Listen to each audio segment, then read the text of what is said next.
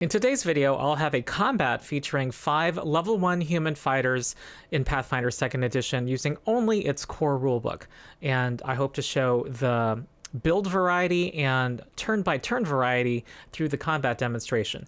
This video is part of a series in which I show how Pathfinder 2nd Edition fixed fighters, which are widely considered to be relatively boring and weak in D&D 5th Edition.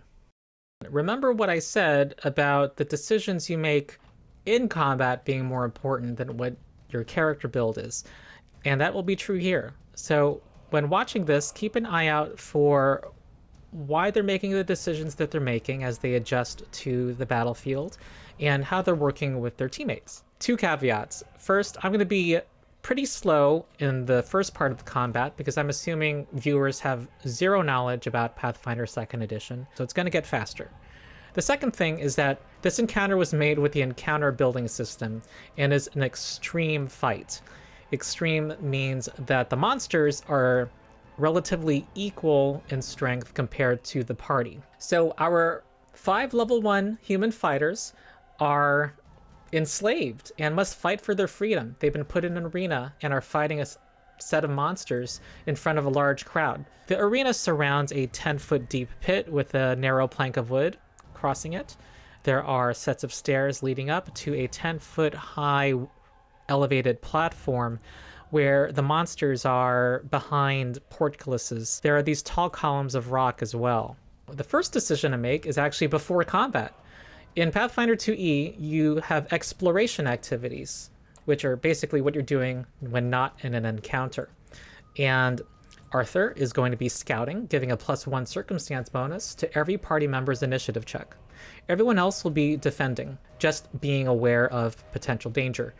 And in the case of Sorenbor, our sword and board fighter, he will have his shield raised. It will be adding 2 to his armor class before his first turn.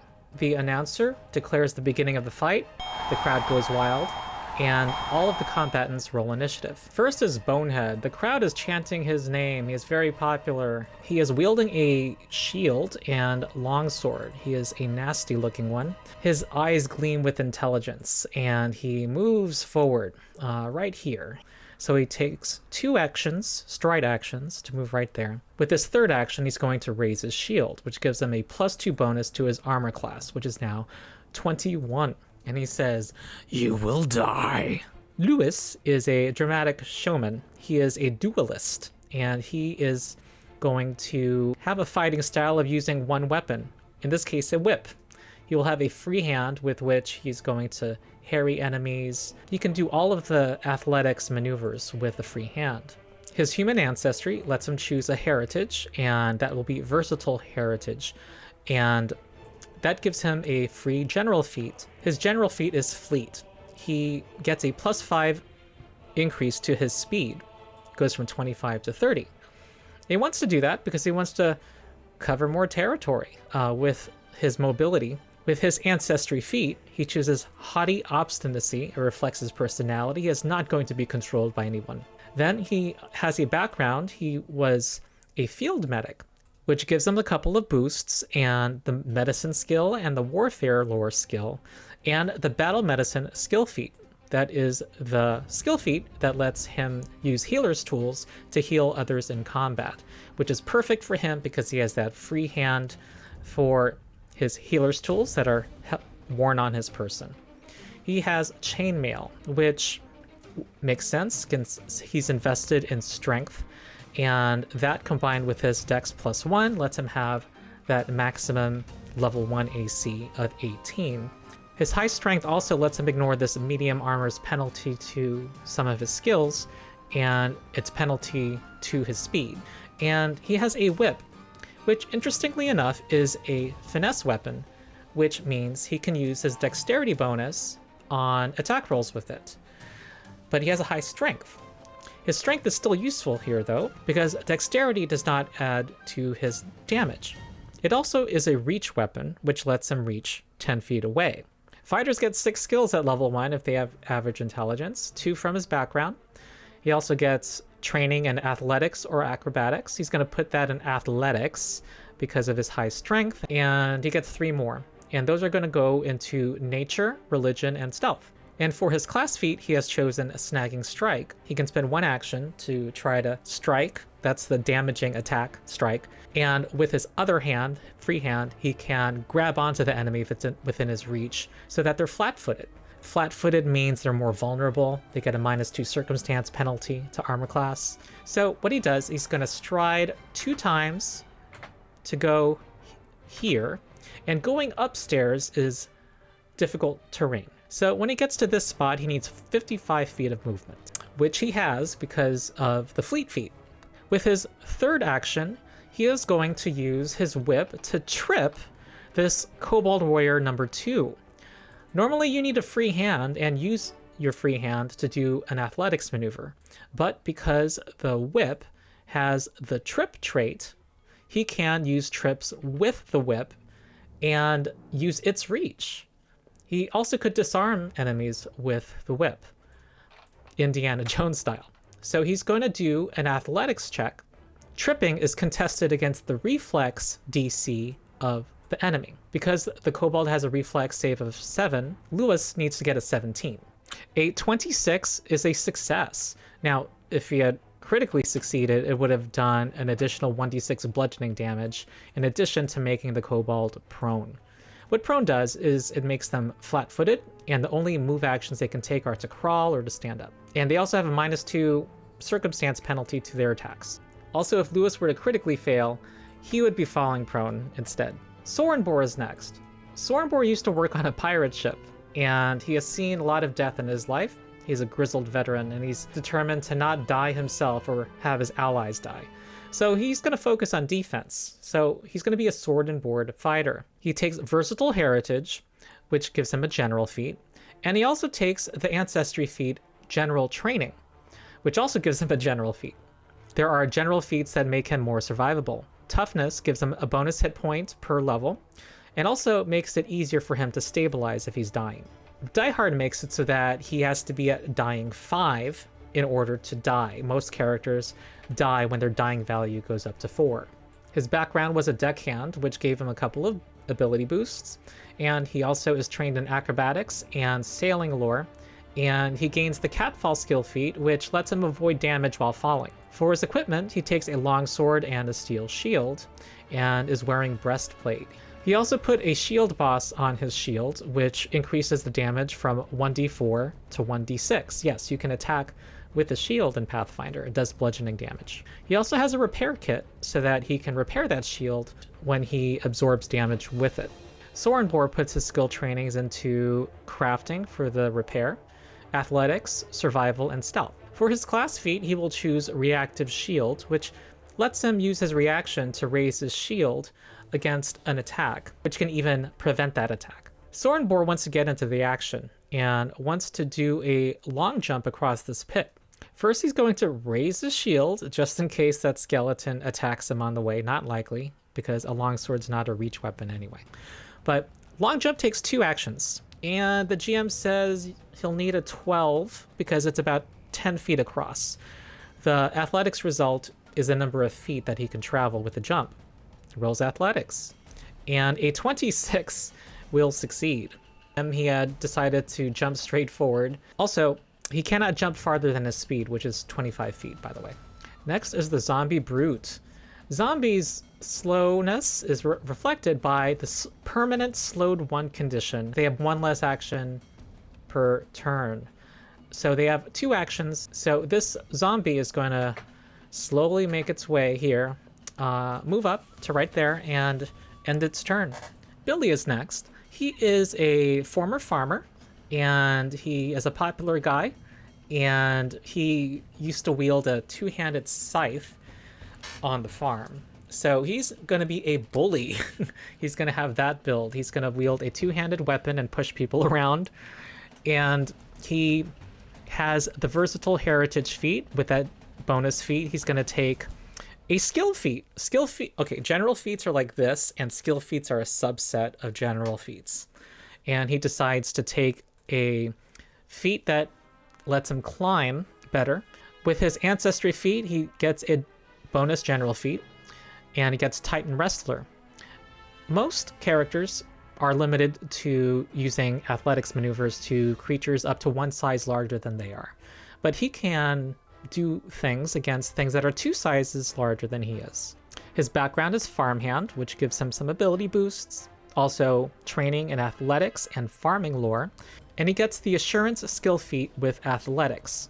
What assurance does is that when he does an athletics check, he can decide not to roll for it and instead just add his proficiency modifier to 10, and that's his result. It tends to be a below average roll, but he is assured of the result. And it's a good thing to do in certain situations. It's not that good at low levels when he's only trained, but when he becomes expert and that proficiency bonus increases, which also, remember, includes your level, he can do amazing things and be guaranteed that he will succeed at them. For equipment, he's going to wear chainmail, and he's going to have a guisarme as his 2-handed weapon. It's a reach weapon, and we'll learn more about it soon. He's also going to get a minor healing potion. For his class feat, he's taking Power Attack, which can only be used with a 2-handed weapon, and it costs 2 actions and lets him do more damage on his attack if he hits. He thinks about jumping across the pit, but he also sees that they're being attacked from behind, and he wants to make sure the archer isn't harmed. So what he's going to do is he's going to stride next to the archer, and he's going to ready a grapple of the homunculus if it gets within his reach. Readying something costs 2 actions, and what you ready has to be a single action. And this lets you define the timing of when you do your readied action. He says that once it gets within his reach, that he will do this. So it will interrupt the homunculus's movement if it gets within his reach. If he does his readied action, that will be his use of his reaction. Before doing this, he also lets go of his guisarme so that he can grapple. And when you ready an action, that ends your turn. Next is the Kobold Warrior. And this kobold observed Lewis during the practice that he has attack of opportunity. Most creatures do not have attack of opportunity. That allows for more dynamic battles in which there's more movement. What this means is that Lewis is kind of locking down both kobolds right now because he can use his reach weapon to react to a number of things that they do. Attack of opportunity triggers on more things than just leaving Lewis's reach. It triggers if he does a move action. So if he were to move here, that would trigger an attack of opportunity. Also, if he manipulates something, like puts away his spear or uses his hands, things that have the manipulate trait, that provokes an attack of opportunity. And also, if Lewis critically succeeds on his strike, that disrupts the manipulate action. So spellcasters, and most of their spells use somatic actions, have manipulate, can possibly be disrupted by this, and they waste their spell.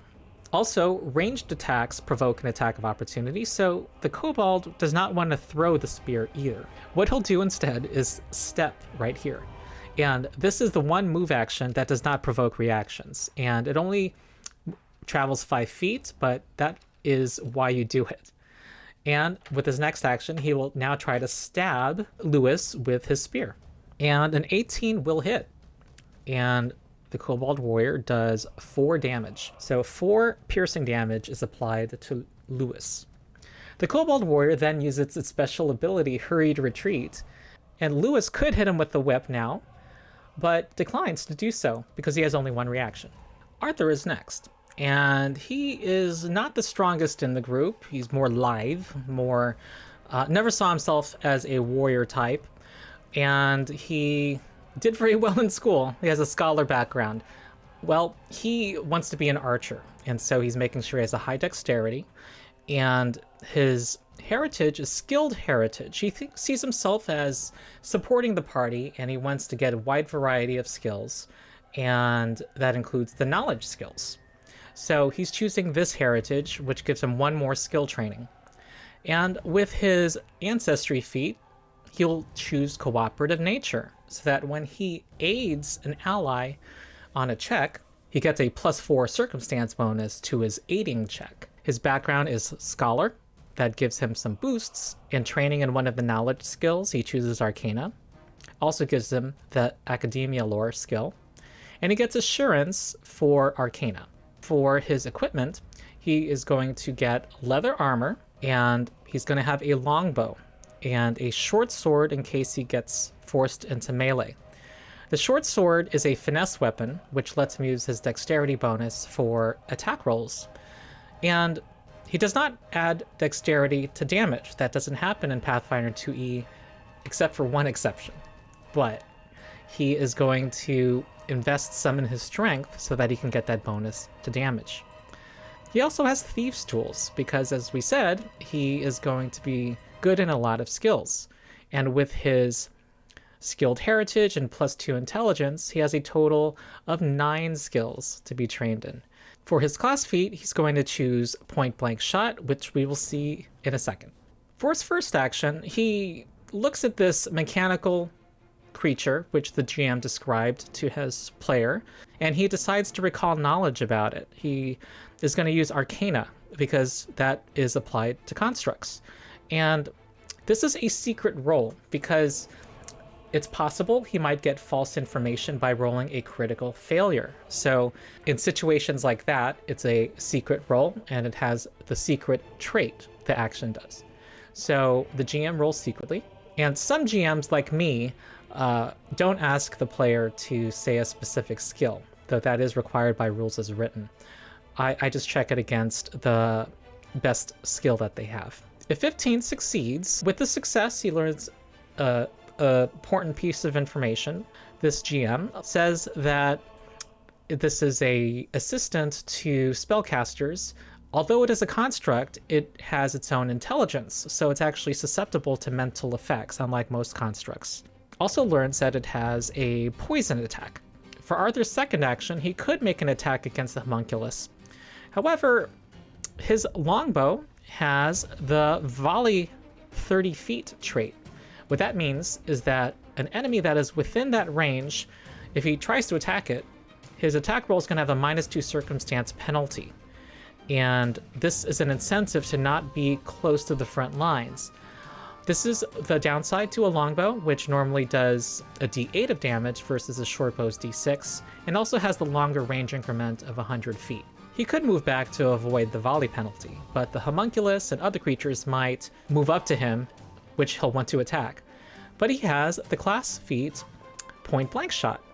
It is a stance. A stance is an action that you can only take when you're in an encounter. This costs 1 action, and it gives him benefits, and sometimes stances give a drawback. In this case, it lets him ignore the volley penalty of his weapons. Also, this has the open trait. The open trait means that he cannot have made any attacks up to this point, and he can only do 1 open action per turn. And with his last action, he's going to attack the homunculus. And this 19 is going to succeed, and he will roll damage with his longbow. 4 damage with the longbow. There are weapons that are called compulsive bows that have the propulsive trait, which would add half of his strength bonus to the damage.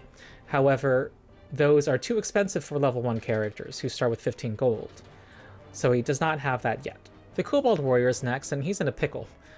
Standing up has the move trait, so that will provoke an attack of opportunity. Crawling will do that also. And he has a -2 penalty to his attacks, so he's just going to have to try to avoid this blow. And now Lewis is now going to try to crack that whip.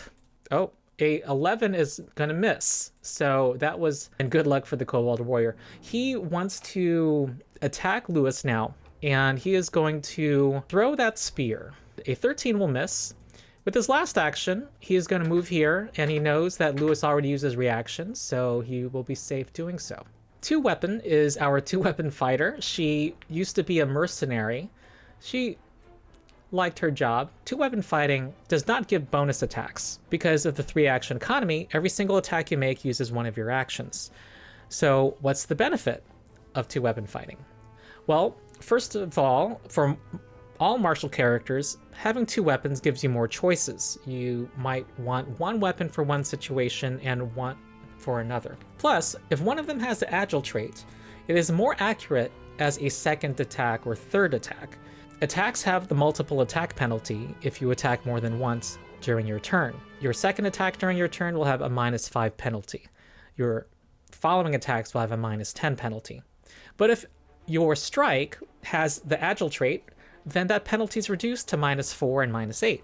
Agile weapons also tend to be a little weaker, and so having 2 weapons allows you to have that strong opening attack while also having the advantage of accurate subsequent attacks. And in addition, if you're a fighter, you can take the double slice feat at level 1, which we will see soon. Okay, so with her heritage, she chooses versatile heritage.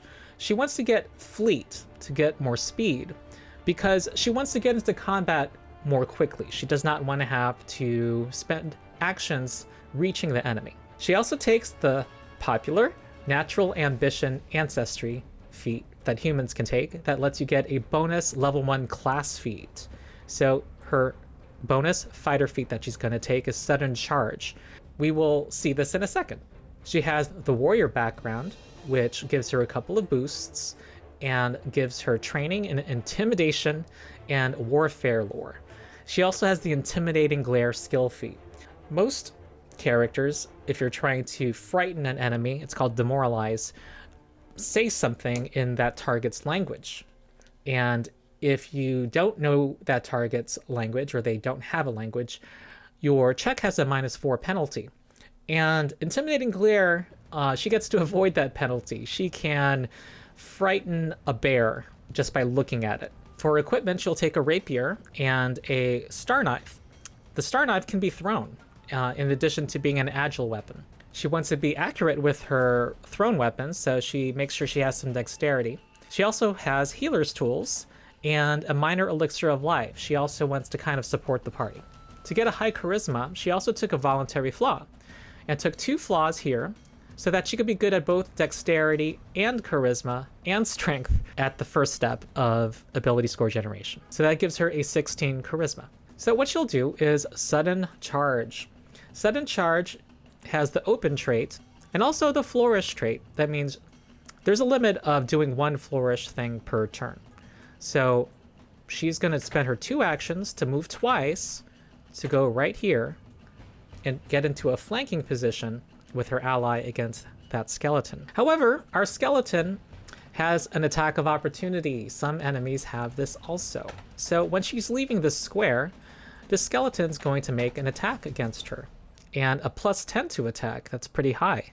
16, she was lucky there. Well, she's now flanking, basically requires being on opposite sides of an enemy, which makes Bonehead flat-footed to those who are flanking him, to their melee attacks.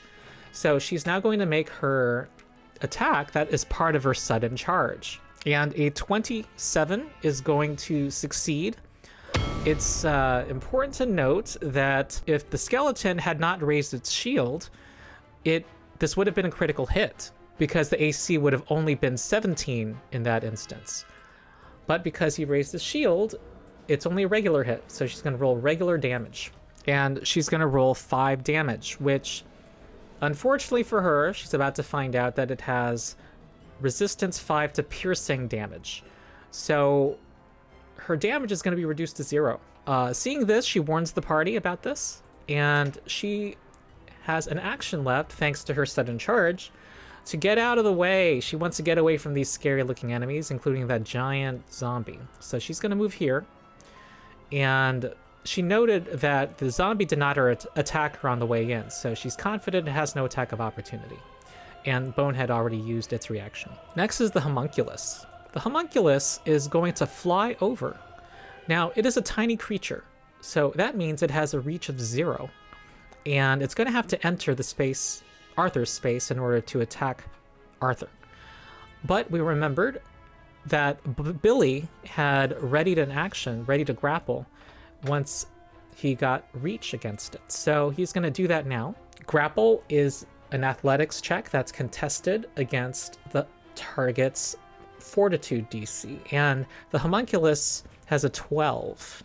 So this shouldn't be too hard. That succeeds. So that means the Homunculus now has the grabbed condition, which means that it is flat-footed as well as immobilized. That means it cannot do any move actions immediately. That takes effect immediately. So it cannot continue its journey into Arthur's space. That's one of the problems of being tiny. It also cannot attack Arthur or the person grappling it because of its lack of reach. Now, if Billy had critically succeeded on his grapple, the homunculus would be restrained now instead, which is even more restrictive. And if he had critically failed, then the homunculus has a choice of either being the one grappling Billy or making him fall prone. So, okay, it has 2 actions left. So what it's going to do now, it can try to escape. Escape is contested by the grappler's athletics DC. In this case, it's 17 for Billy. The homunculus uses their unarmed attack bonus or athletics or acrobatics to try to get out of it. So it's going to use its jaws attack bonus, and it succeeds. So it is no longer grabbed. The escape action has the attack trait, so that means it contributes to the multiple attack penalty. So if the homunculus were to make an attack right now, it would have a -5 penalty. Well, the homunculus does not want to be near this pair of larger fighters, so it's going to fly upward. It has a 5-foot altitude now, and it's going to fly over here and upward. However, Arthur has not used a reaction yet. And Arthur has a free hand. He only holds the bow with one hand. He uses that second hand when drawing an arrow and knocking it. So Arthur could actually use a fist attack right now as an attack of opportunity, and will do so. And a 14 misses. The homunculus had an AC of 17. Bonehead is next, and he is a cunning foe. He is going to attack Sorenbor with the longsword. That is a 24, and it will hit, and that does 7 damage. Sorenbor is going to now shield block. What shield block does is we check the shield's hardness, which is 5. That gets subtracted from the incoming damage, and the result of 2 is subtracted both from Sorenbor's health and from the shield's health. Foundry has a nice little automation for this. The shield, if it were to reach half health, would become broken, and so no longer usable. If it reaches 0 hit points, it becomes destroyed and it cannot even be repaired. Bonehead now says, "You fool," is going to drop his shield and shove Sorenbor with his free hand. It will be contested by Sorenbor's Fortitude DC, which is 17, and Bonehead will do an athletics check, which will furthermore suffer the multiple attack penalty. 19 will succeed. This shoves Sorenbor 5 feet, and as part of the success of shove, he can choose to travel this distance also. If he had critically succeeded, he would travel farther. If he had critically failed, he himself would have fallen prone instead. Sorenbor does not automatically fall into the pit, because characters have the grab and edge reaction. And this is what Bonehead planned all along. He baited Sorenbor's reaction by attacking him, knowing that Sorenbor would use his shield block, and now Sorenbor has nothing to react with. So Sorenbor falls straight to the ground. If Sorenbor had still had his reaction, he would be able to do a reflex save and possibly catch the edge. However, he would have needed a free hand to do that. The only way he would have not fallen down is if he either had a free hand or if he had critically succeeded, which means that something he's holding catches onto the edge. So he was a bit vulnerable because of not having a free hand. But fortunately for Sorenbor, not to Bonehead's knowledge, Sorenbor has the catfall feat.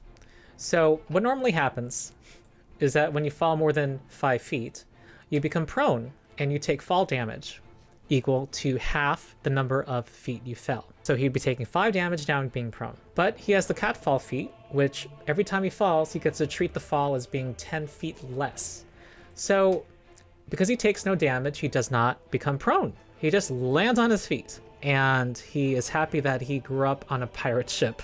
The crowd goes wild and is chanting, "Bonehead, Bonehead."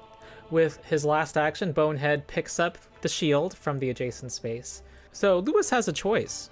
He can decide to move here and benefit from cover against that northern kobold after he takes care of this one, hopefully. but that requires 2 strides to get there. He's more likely to succeed at knocking out this kobold if he only spends 1 action and is out in the open. So he's going to do that instead, and he has the Snagging Strike feat to try to guarantee this knockout.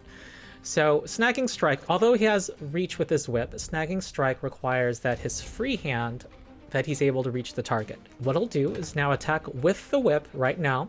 A 21 will hit, so it will do a d4 plus strength damage, which is low for a weapon, but whips have other advantages. That's 6 damage to the kobold. And because of Snagging Strike, with his other hand, he grabs that kobold by the scruff of the neck, making it flat-footed. Some people drive too loud. And to this next attack. And that 23 will succeed. Almost a crit. And this will knock out the kobold. 2 cheers from the crowd as the first combatant is removed from the battle. Next is Sorenbor. He needs both hands free to climb, so he is going to stow away his shield and longsword and stride here. He wants to climb the opposite wall. Cannot climb yet because that was all 3 actions. He is unfortunately not Billy over here, who has the combat climber feat, who does not need 2 free hands to climb. Next is the zombie brute, who strides over and has that 10-foot reach, and with a big meaty fist is going to try to strike at 2 weapon with a plus 11 to hit. A 19 will hit. Rolled only an 8, and will do 17 bludgeoning damage against her. And it also has the improved push 5 feet free action, so it pushes her 5 feet as well. That was spectacular. The crowd goes wild at this violence. Fortunately for her, the zombie is out of actions and also pushed her out of its own reach. So it is now Billy's turn. And at this point, Arthur's player looks at everybody and says, we need to regroup. Those are some 2 strong foes on the other side. 2 weapon come back here so that Lewis can come here and heal you with his battle medicine. Hearing this, Billy decides that he is going to try to recall some weakness to Bonehead, to this skeletal champion, seeing that piercing damage doesn't seem to help here. So he's going to do the knowledge skill for undead creatures, which is religion. He is not trained in religion, and he does not have a wisdom bonus, so this is a +0. So, there's a fair chance he won't succeed. However, he figures it's the best use of his action. The GM, seeing a natural 20 after rolling that, tells him a good bit of information, which is that this is an intelligent creature, that bludgeoning damage will not meet any resistance from the skeleton, and also that its weakest saving throw is will. Actually, it might be susceptible to fear. So that's some information that he shares with the group. Next is he walks over here to this spot. He is, with his third action, going to restore his 2-handed grip to the Gizarm. That is an action tax, basically, for wielders of 2-handed weapons. If you let go, which is a free action, it costs an action to restore your grip. The Kobold Warrior is next and sees the threat posed by Lewis and does not want to get closer.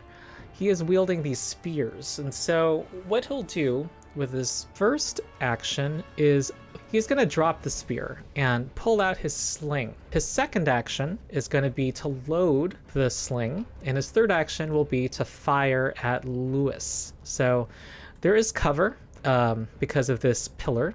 So Lewis is going to have a +2 circumstance bonus to armor class. Okay, 23 is going to hit. That's going to be 4 damage to Lewis. The warrior could have leaned out to avoid this cover bonus to AC, but that would have required an action too. Okay, Arthur is next. Arthur knows that his bow would do piercing damage and therefore will be resisted by Bonehead. So he's going to aim at the zombie brute. He also is going to do a tactic using a skill called Create a Diversion, where he does a gesture or says something that tries to distract the foe. If he succeeds, he is going to be hidden to the enemy. and hidden is one of the degrees of stealth you can gain in the game that makes a target flat-footed to you. So he is not trained in deception, but this zombie is not very perceptive. He just needs to beat a 14. So rolls deception versus perception DC, and that succeeds. So the zombie brute becomes flat-footed if it cared. This is a mental action, create a diversion, and the zombie is mindless and is immune to all mental effects.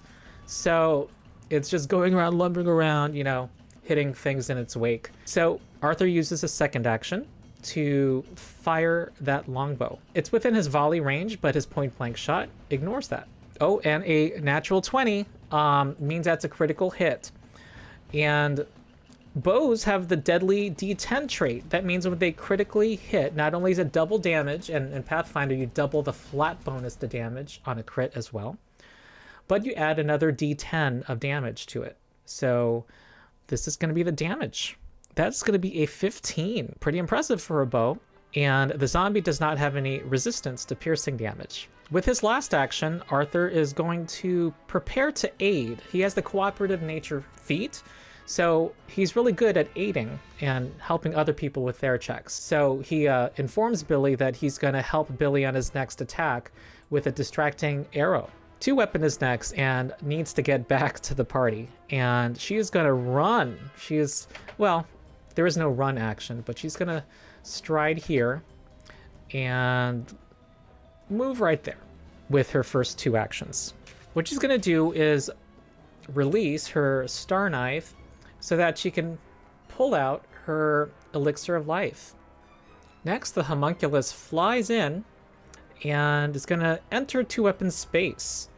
But because she threatened this square that the homunculus was leaving, she can do an attack of opportunity even as she's trying to heal herself.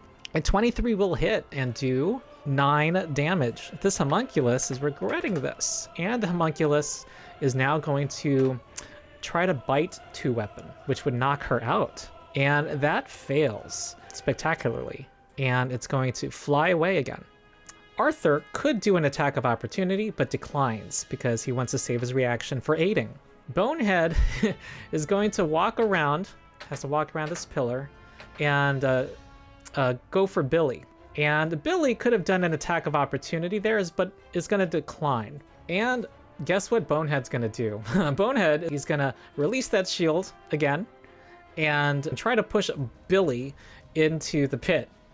So it needs to beat a 17, and a 16 fails. That was close.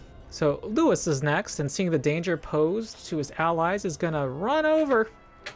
And fortunately is at fleet feet and can reach this in 2 strides. And with his last action, he is going to do battle medicine.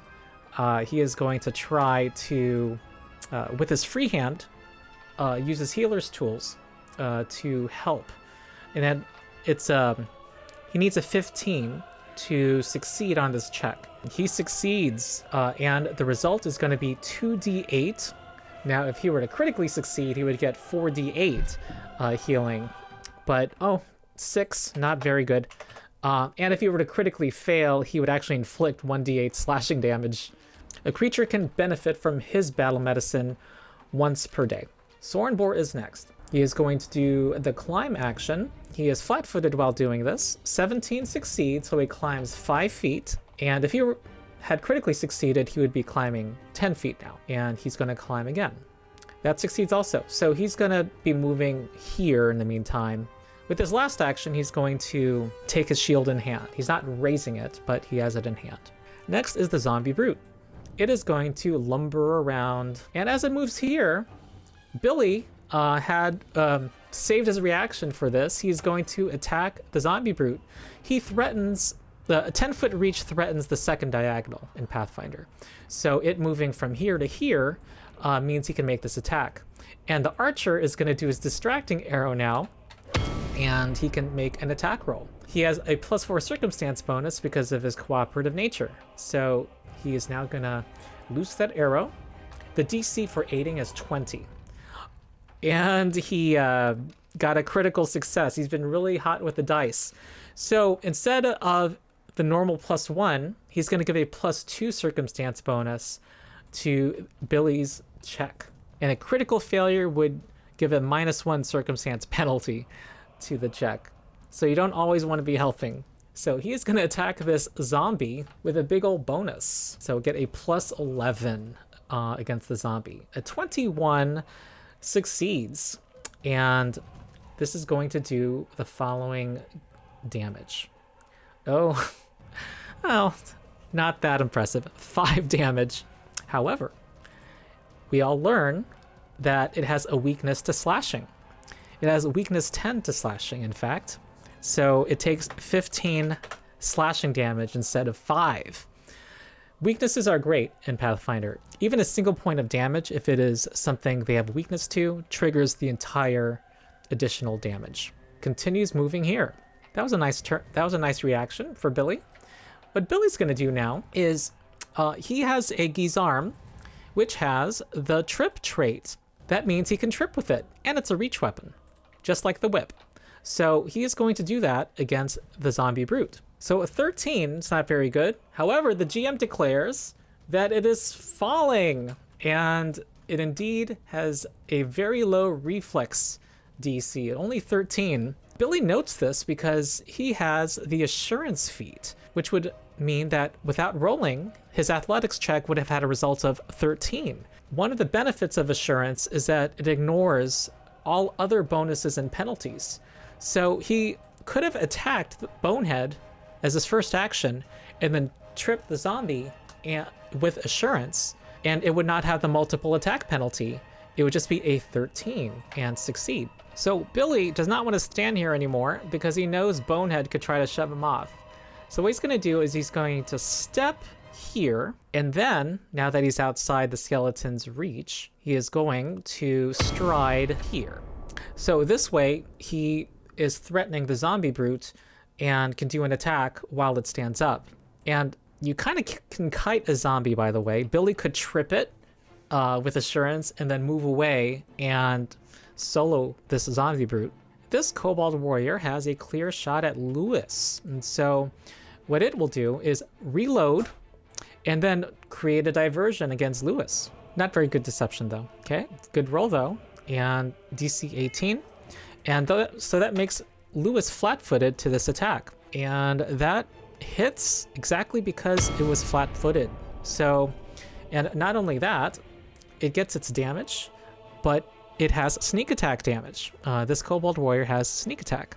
And so create, diversion, and feint are great things for all martials to use, but also really good for rogues. That does 4 damage. So Arthur, because 2 weapons holding this in her hand, Arthur's gonna interact and grab that from her hand and then feed it to her, which is an action. So it heals 1d6 hit points and also gives a bonus against poisons and disease. So only 2 health, but every hit point counts.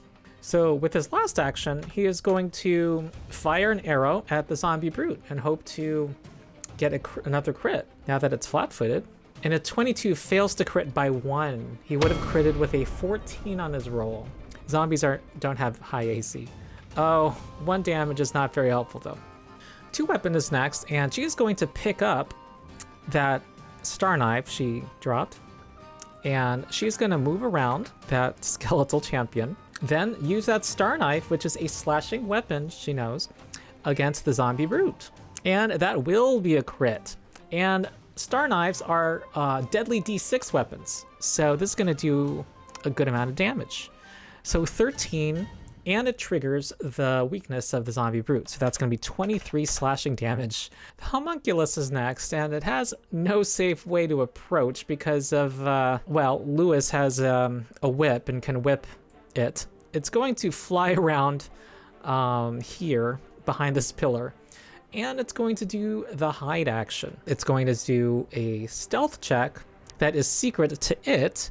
So if a player were hiding, there's my cat Megan, the GM would roll this secretly. And this will be contested by the perception DCs of all of the other creatures. It succeeds. So the GM tells the players that it is now hidden to them. So if they were to try to target it, they would have a 50-50 chance of failing to target it with an effect. But it tries to increase its stealth even further by trying to sneak somewhere.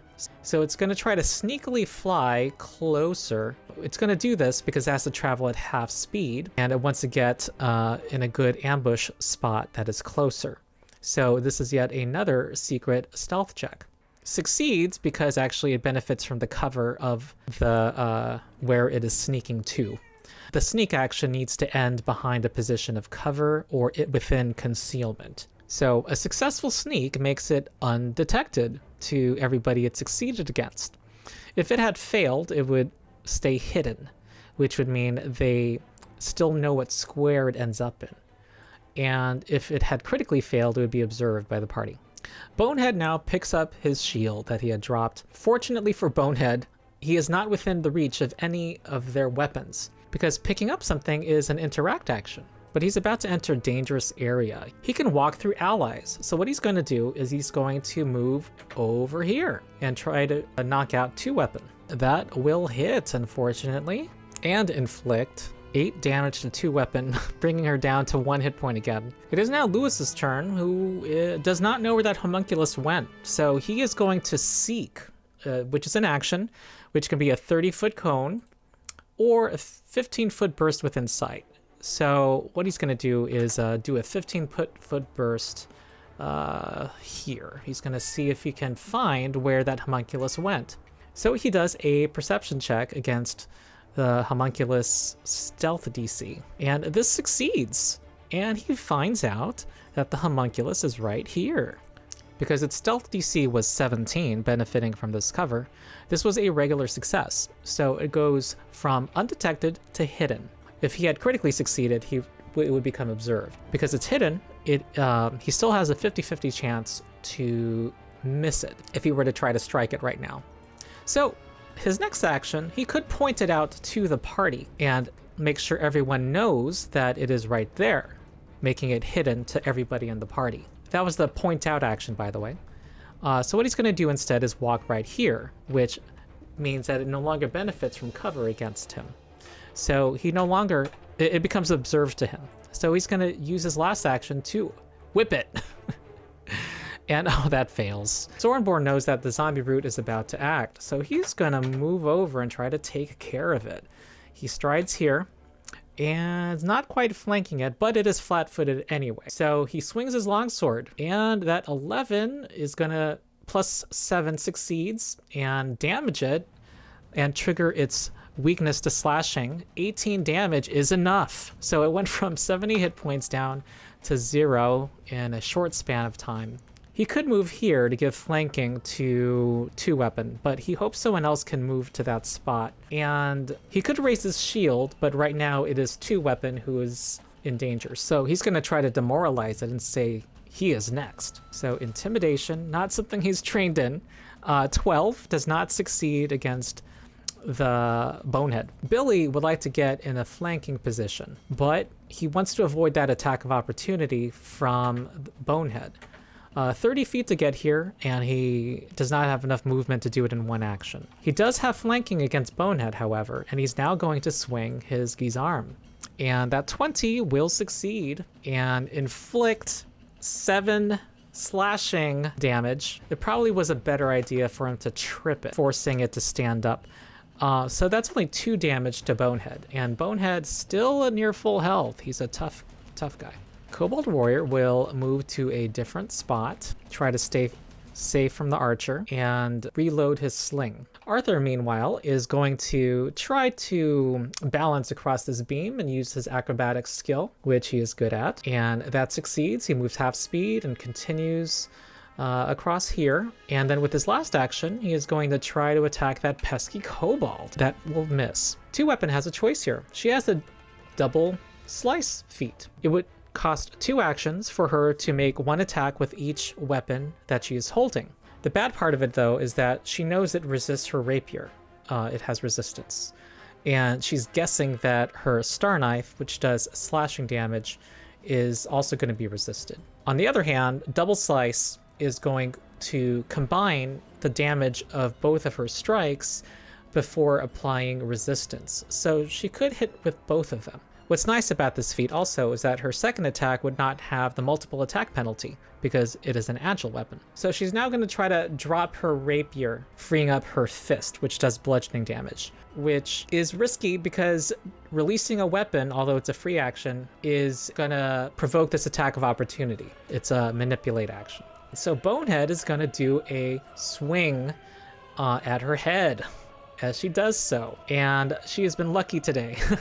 With a free hand, she now is going to punch Bonehead, and 17 will hit because of the flanking provided by Billy, and also Bonehead did not have time to raise its shield, and that does 6 bludgeoning damage, which it cannot resist. She's also going to make a second attack, and it's an agile attack, and that hits also. So she is going to get a hero point for her creativity.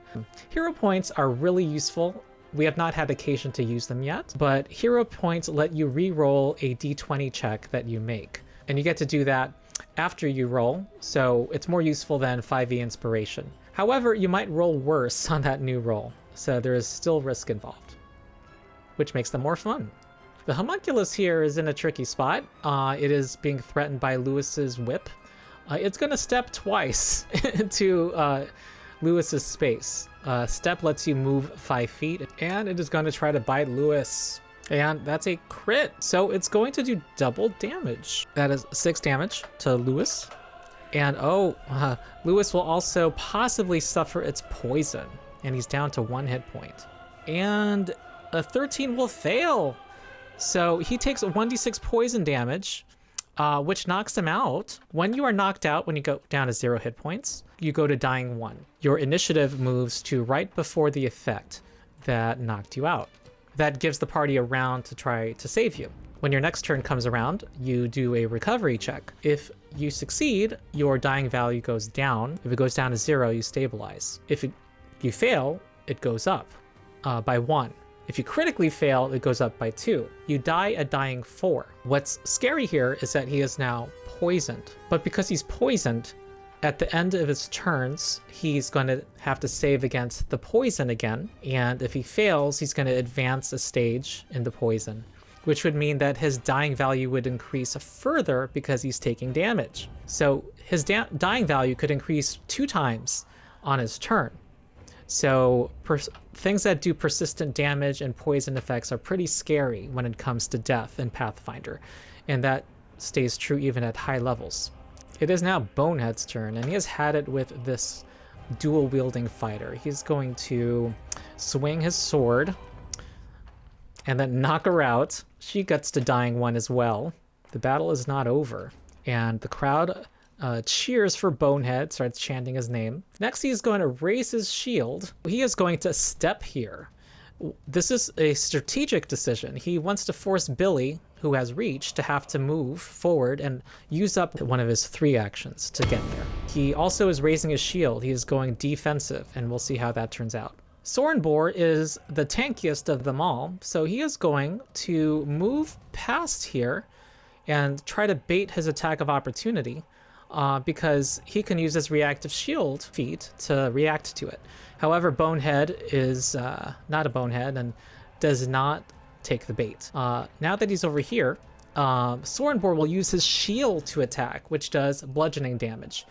I will note that he has a loadout of a longsword and a shield. The longsword has the versatile trait, so he can use slashing damage or piercing damage with the longsword. That combined with his shield means he has all 3 main damage types, and that was deliberate. And a 19 will fail at hitting Bonehead because Bonehead raised his shield. And then he will make, well, he feels like he has the advantage, so he's not going to raise his own shield, and he has the reactive shield feat, so he's going to go for another attack with the shield boss because he can attack more than once with the same weapon, and that is a critical hit.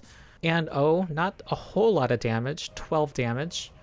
And Bonehead uses his reaction, which he saved, to shield block that, which makes it only 7 damage instead of kill. Well, Billy is next and is going to step here.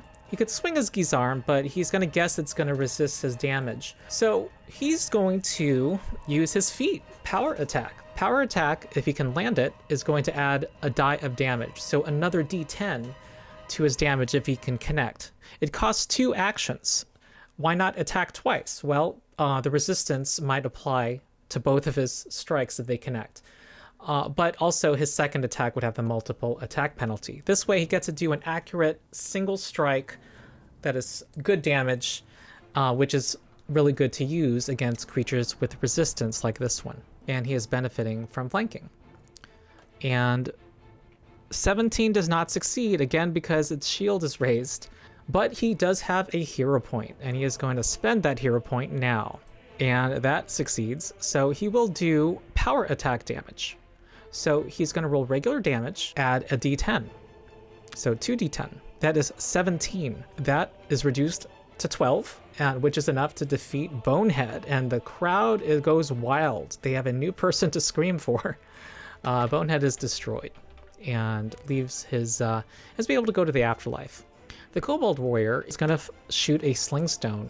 And that 15 misses Arthur and is going to fire. And that's going to be 6 damage. Lewis, at the start of his turn, has to do a recovery check.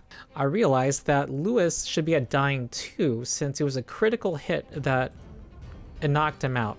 Arguably it was the poison, but they're kind of simultaneous. Anyway, the jury's out. So he is now going to make his recovery check. And he needs to get a 12 because he's at dying 2 right now.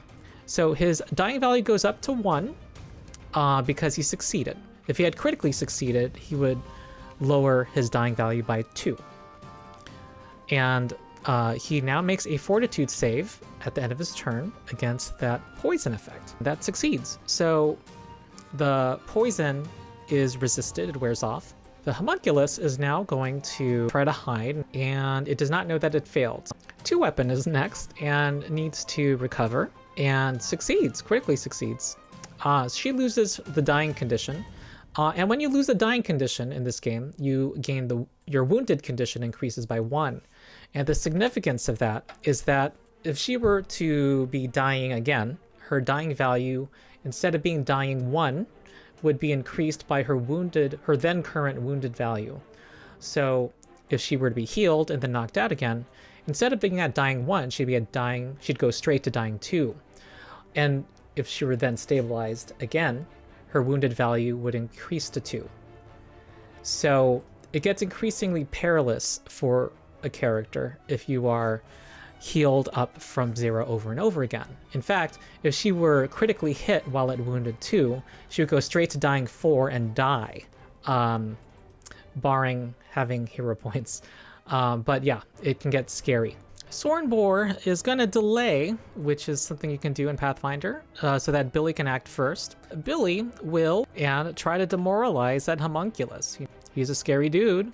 He has a +5, and that 18 will succeed at making it frightened 1. And when it is frightened, it has a -1 penalty to all of its checks and all of its DCs, and that includes its armor class. And it ticks down at the end of the homunculus's turn. But this is a powerful debuff that can be used to great effect against strong creatures, boss creatures. Sornbor thinks it's now time for this kobold to stop messing around and head towards the kobold. Kobold's going to drop everything and take out his spear and then ready a spear attack. Arthur knows where the homunculus is. It's only hidden to Arthur. When something is hidden to you, you have to make a flat check of 11 or higher, just a d20 roll without any modifiers.